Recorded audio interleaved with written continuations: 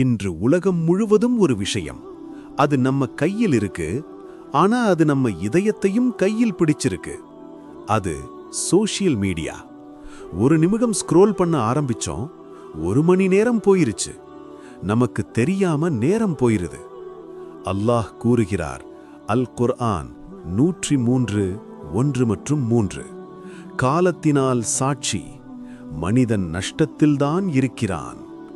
ஒரு ஃபார்வர்ட், ஒரு ஸ்கிரீன்ஷாட், ஒரு பேக் பைட்டிங் மெசேஜ், இது எல்லாம் சாதாரணம்னு நினைக்கிறோமா? அல் குர்ஆன் 49, 12, நீங்கள் ஒருவரையொருவர் பின்புறம் பேசாதீர்கள். நபி ஸல்லல்லாஹு அலைஹி வஸல்லம் கூறினார்கள், ஒரு மனிதன் யோசிக்காமல் பேசும் ஒரு வார்த்தை அதை காரணமாக நரகத்தில் விடலாம். சஹீஹ் அல் புகாரி. லைக் வாங்கணும், ஃபாலோவர்ஸ் அதிகமா இருக்கணும், ஆனா நம்ம நியத், உள்ள நோக்கம் என்ன? நபி ஸல்லல்லாஹு அலைஹி வஸல்லம் சொன்னார்கள், அமல்களெல்லாம் நியத்தால் தான் மதிப்பிடப்படும். சஹீஹ் அல் புகாரி. ஆனா சோஷியல் மீடியா கெட்டதா?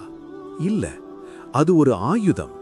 நல்லதை ஷேர் பண்ணலாம், ஒரு ஹதீஸ் போடலாம், ஒரு ரிமைண்டர் வீடியோ அப்லோட் பண்ணலாம்.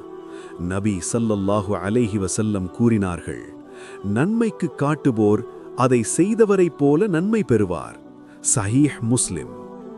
நாம் ஸ்க்ரோல் பண்ணும் ஒவ்வொரு விஷயமும் நாளை நியாய தீர்ப்பு நாளில் காட்டப்படும். அல் குர்ஆன் 99, 7 மற்றும் 8. ஒரு அணுவளவு நன்மை செய்தாலும் காண்பான், ஒரு அணுவளவு தீமை செய்தாலும் காண்பான். நினைவில் வைங்க, ஃபோன் நம்ம கையில் இருக்கு, ஆனா நாளை நம்ம அமல் புத்தகம் அல்லாஹுவின் முன் இருக்கும்.